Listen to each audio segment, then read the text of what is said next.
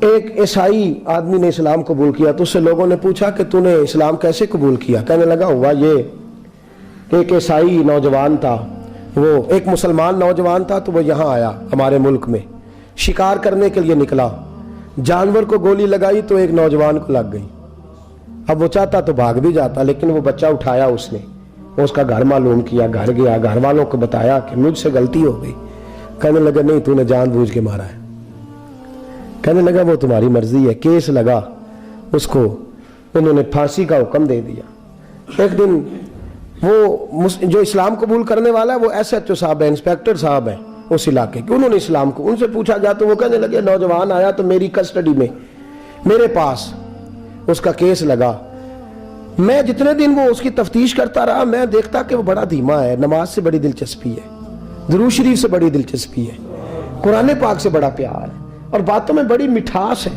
اور کہتے ہیں جب میں نے اس کو کہا ایک دن کہ یار تو بھاگ جاتا، تجھے کیا ضرورت پڑی تھی مصیبت کو گلے ڈالنے، مجھے پتا ہے تجھے غلطی سے ہوا، تو پہلے جانتا نہیں تیری دشمنی کیا ہوگی۔ تو کہنے لگا میں کیسے بھاگ سکتا تھا، میرے نبی نے جو دین دیا ہے وہ دوسروں کی خیر خواہی کا مذہب ہے صلی اللہ علیہ، کیسے بھاگ سکتا تھا۔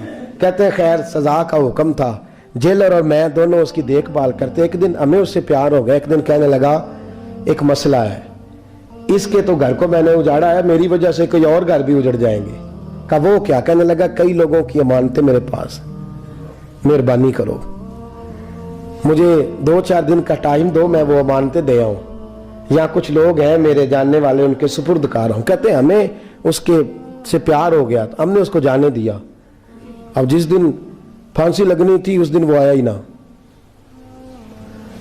اب وہ جو قاضی صاحب تھے، جج صاحب تھے، انہوں نے کہا کہ پھانسی لگے گی اس جیلر کو جس نے جانے دیا ہے۔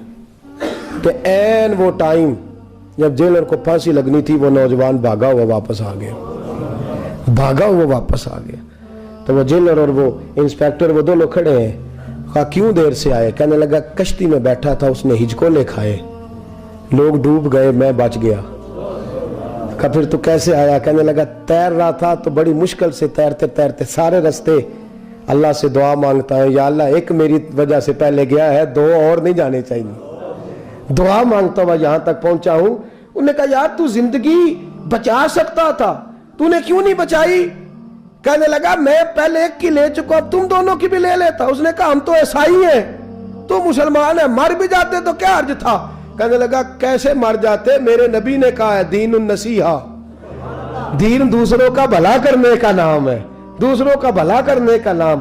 وہ اب کیا قریب اس نے بات سنائی، اس کو لٹکانے لگے تو وہ جو جلاد تھا وہ لٹکانے لگا، تو انسپیکٹر کہنے لگا اس کو رہنے دو، مجھے پھانسی دے دو۔ وہ کہنے لگا نہیں تم ان دونوں کو رہنے دو۔ جیلر کہنے لگا مجھے پھانسی دے دو۔ اب جب وہ سب لوگ کھڑے ہیں، پھانسی ہو رہی ہے، لوگوں کی آنکھوں میں آنسو ہیں، جج صاحب بھی کھڑے تھے۔ جج کہنے لگا تم تینوں چاروں کو رہنے دو، مجھے لٹکا دو اس کی جگہ پہ۔ لوگ رو رہے، تڑپ رہے، وہ بچے کے والدین بھی کھڑے تھے، وہ سارے کھڑے تھے۔ وہ جلاد جو پھانسی دیا کرتا ہے جسے کبھی رحم نہیں آتا، وہ رسی چھوڑ کے پیچھے ہو گیا۔ لوگوں نے کہا تو کو پیچھے ہو گیا؟ کہنے لگا اگر یہ مرے گا تو میں بھی مروں گا، مجھے پھانسی ملے گی۔ تڑپ اٹھے سارے لوگ، آنکھوں میں آنسو آئے۔ جب سارے روئے تو بچے کا والد آگے بڑھ کے کہنے لگا قسم ہے اللہ کی عزت کی، اگر تیرا یہ رنگ ہے تو محمد عربی کا کیا رنگ ہوگا صلی اللہ علیہ۔ سب لوگ کلمہ پڑھ گئے، مسلمان ہو گئے۔ تیرا احسان، تیری خیر خواہی لوگوں کو دین کے قریب